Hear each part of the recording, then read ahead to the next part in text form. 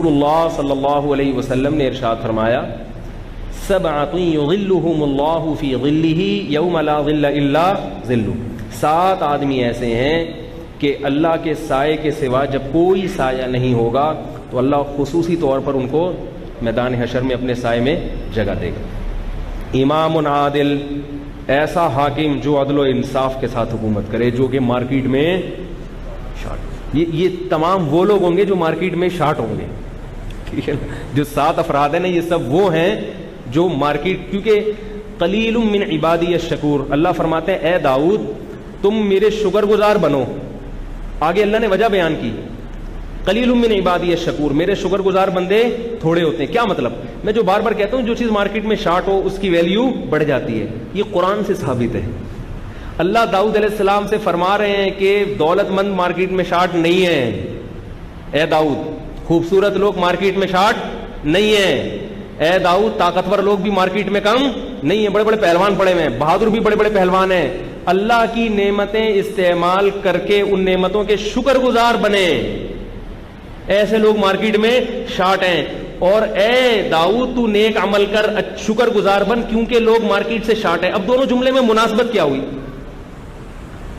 نہیں یاری بات بھائی، اللہ داؤد علیہ السلام سے کہہ رہے ہیں اے داؤد تو شکر گزار بندہ بن جا، شکر گزار لوگ مارکیٹ میں کم ہیں، تو یہ کیا مناسبت ہوئی آپس میں؟ بھئی یہ کوئی دلیل ہوئی شکر گزار بننے کی؟ اگر اللہ کہتے اے داؤد تو شکر گزار بن جا میں تجھے جنت دوں گا، کہتے یار بڑی زبردست لاجک ہے بھائی، جنت ملے گی اس لیے شکر گزار بن جا۔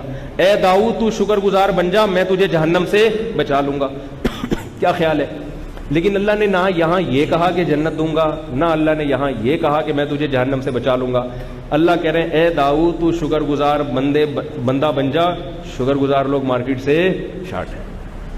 اصل میں یہاں اللہ اکنامکس کا ایک اصول بیان کر رہے ہیں کہ ڈیمانڈ زیادہ ہے، سپلائی کم ہے۔ سپلائی کم ہونے سے تو ڈیمانڈ ویسے ہی بڑھ جاتی ہے نا۔ چینی جب شارٹ ہوئی تھی تو جس کے پاس چینی ہو لوگ اس سے دم کرا رہے تھے جا کے، یار تو بہت پہنچا ہوا بزرگ ہے یار، تیرے پاس چینی ہے، اتنا نیک آدمی ہے تو چینی رکھ کے بیٹھا ہوا ہے۔ ایک زمانہ یاد آیا ہمیں، ایک زمانہ ایسا بھی گزرا کراچی میں، منہ مانگی قیمتوں پہ چینی لے رہے تھے، شارٹ ہو گئی تو ڈیمانڈ بھی بڑھتی ہے، ہر آدمی چینی کی تلاش میں، شوگر کے مریض بھی چینی کی طلب میں نکلے ہوئے ہیں۔ تو یہاں اللہ ایک اکنامکس کا اصول بتا رہے ہیں، یعنی ایک مسلمہ اصول ہے، اس کی طرف اشارہ کر رہے ہیں کہ تمہیں بھی پتا ہے کہ جو چیز مارکیٹ میں شارٹ ہو اس کی ڈیمانڈ بڑھتی ہے۔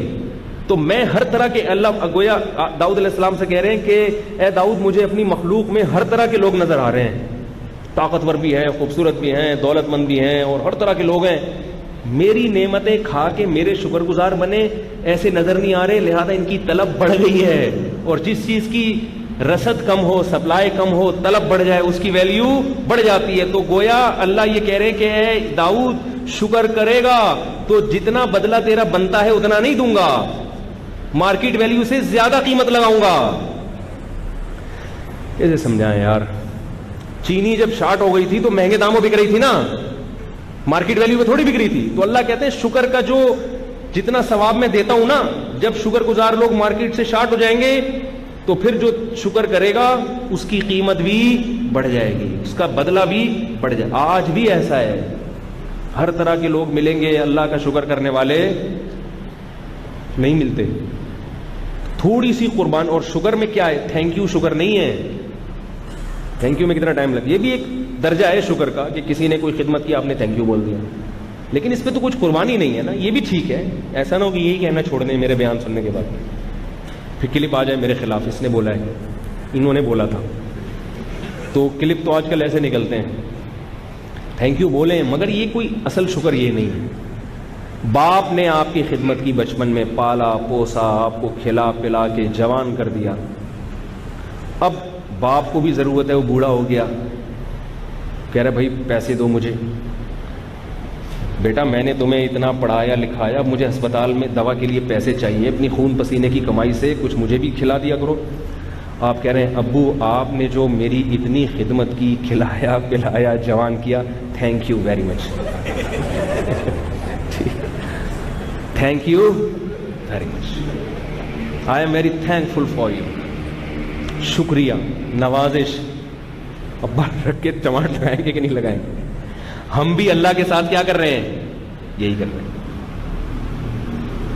اتنی نعمتیں اللہ نے دی، صحت دے دی، اللہ تعالیٰ نے آل اولاد دے دی، نعمتوں کے سمندر میں ڈوبے، ہم میں سے ہر شخص ڈوبا ہوا ہے، لیکن ہم کیا کہتے ہیں؟ اللہ تیرا بہت بہت شکر.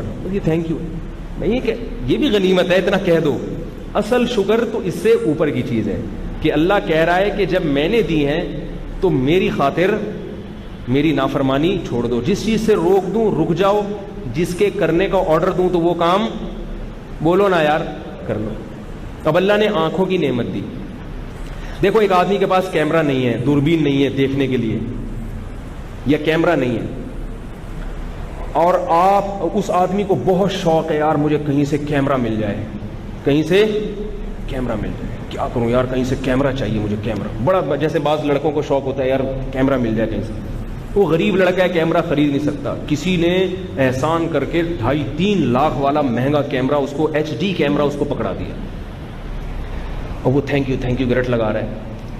جس نے کیمرہ دیا اس نے کہا کہ صرف ایک کام کرنا، پوری دنیا کے نظاروں کی ویڈیو بناؤ، میری بہنوں اور میری بیوی کی عزت تار خدا کے لیے بولو نا یار. نا میرے گھر پتہ چلا کہ میرے گھر میں لگا کے بیٹھا ہوا ہے اور میری پوری ویڈیو بنا کے مجھے ہی ذلیل کر دیا، کیا خیال ہے؟ اور اسی طرح میرے یہ ریلیٹو ہیں، یہ جاننے والے ہیں، ان کی بہو بیٹیاں ہیں، سب عزت دار گھرانے کی، ایسا نہ ہو کہ کہیں یہ بے پردہ نظر آئیں، کہیں ڈیٹ مارتی بھی نظر آ جائیں، پتہ چلا، ٹھیک ہے نا، عزت دار بھی ہیں ڈیٹ بھی مار رہی ہیں، تو یہ کہیں پتہ چلا عیدی کی ویڈیو بنا کے تم نے اپلوڈ کر دی. اب آپ تھینک یو صبح 100 دفعہ تھینک یو، تسبیح لے کے اس کے پاس پہنچ جاتے ہیں، بھائی تھینک یو آپ نے مجھے کیمرے دیا، 100 دفعہ صبح تھینک یو، 100 دفعہ شام، ہر نماز کے بعد 33 دفعہ تھینک یو، ٹھیک ہے نا. یہ مسلسل پڑے جا رہے ہیں.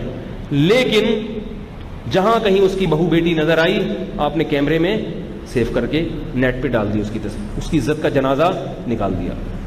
اس کو کتنا غصہ آئے گا یار، جس کام سے میں نے اسپیشلی روکا تھا تم وہی کر رہے ہو، مجھے تمہارا یہ تھینک یو نہیں چاہیے. اب مجھے بتاؤ ڈیجیٹل کیمرہ جو 2.5-3 لاکھ کا ہے، ہمیں جو اللہ نے یہ کیمرہ دیا ہے، آنکھیں دی ہیں، کیا یہ اس کی کوئی قیمت ہے؟ اگر آپ سے کوئی کہے میں تمہیں 2.5 کروڑ روپے دوں گا یہ آنکھیں مجھے نکال کے دے دو، آپ دے دو گے؟ بولو نا یار، دے دو گے؟ اللہ نے کہا میں نے یہ تمہیں کیمرہ دے دیا فری میں، کوئی پیسے نہیں لیے. اب ایک کام کرنا، تم اس سے خوبصورت نظارے دیکھو، اپنی ماں کو دیکھو، اپنی بیٹیوں کو دیکھو، اپنی بہنوں کو دیکھو، اپنی بیوی کو 24 گھنٹے بیٹھ کے دیکھو، جس کے دیکھنے کا تمہارے پاس ٹائم نہیں ہے. بیوی کو دیکھو اور رشتہ داروں کو دیکھو، ان سے ملو، دنیا میں دیکھو کیا ہو رہا ہے. لیکن کوئی جوان لڑکی جا رہی ہو تو اس کی ہوس کی نگاہ بولو نا یار نہیں ڈالو، اس پہ گندی نظریں مت ڈالو. اتفاقی نظر تو معاف ہے، یہ بھی اللہ نے چھوٹ دے دی، گندی ہوس کی نظریں اس کے اوپر مت ڈالو. آپ کیا کر رہے ہیں؟ جہاں کوئی عورت جاتی ہوئی نظر آتی ہے، جہاں فیس بک پہ فوراً کوئی ایڈورٹائز آ گیا، فوراً کوئی لڑکی آ گئی، کوئی نیم برہنہ، فوراً کلک کر کے اس کو دیکھنا شروع کر دیا. تو یہ شکر گزاری ہے یا ناشکری؟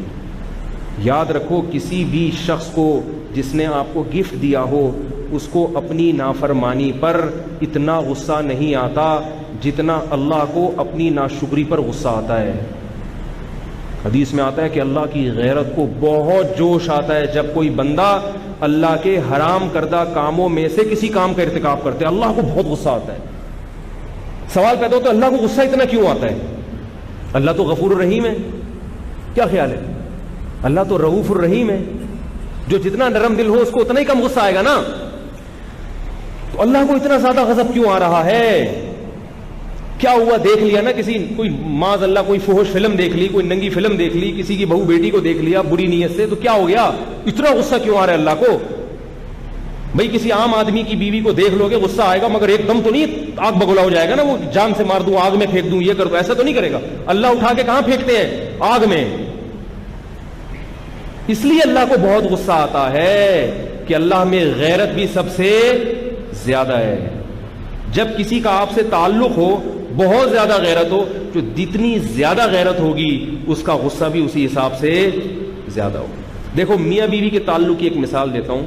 شوہر کو بیوی سے بڑی محبت ہے، اس پہ خرچ کر رہا ہے اور بڑا کھلا پلا رہا ہے، چھوٹی موٹی خطائیں نظر انداز بھی کر رہا ہے، لیکن کچھ غلطیاں ایسی ہوتی ہیں جس پہ اس کی میٹر گھوم جائے گا۔ اب اس کے کہیں خدا نخواستہ تعلق ہو گئے غلط، جتنا غیرت مند ہوگا اس کو غصہ بھی اتنا ہی زیادہ آئے گا۔ اب ہم یہ نہیں کہیں گے کہ نرم دل تو اتنا غصہ کیوں آ رہا، بھائی جتنا نرم دل ہے اتنا ہی غیرت والا بھی ہے، اتنا ہی زیادہ غیرت والا بھی ہے۔ تو اللہ کو غصہ آتا ہے کہ میں نے پیدا کیا، میں نے پانی کے غلیظ قطرے سے بنایا، میں نے کھلایا، میں نے پلایا، آج تمہاری آنکھیں چھین لوں۔ قل ارأیتم ان اخذ اللہ سمعکم وابصارکم وختم علی قلوبکم، اے نبی ان سے پوچھ کے بتاؤ کہ اگر اللہ تمہاری آنکھیں، تمہاری بینائی چھین لے، تمہارے کانوں سے سننے کی سماعت ختم کر دے، تمہیں سوچنے سمجھنے کی صلاحیت تم سے چھین لے، کوئی ہے اللہ کے علاوہ جو یہ چیزیں تمہیں دوبارہ لوٹا دے؟